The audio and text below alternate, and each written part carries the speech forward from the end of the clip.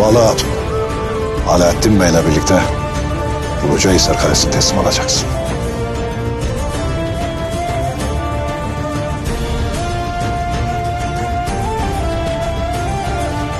Malhun Hatun, Orhan Bey'le birlikte sen de Karacahisar Kalesi'ni teslim alacaksın.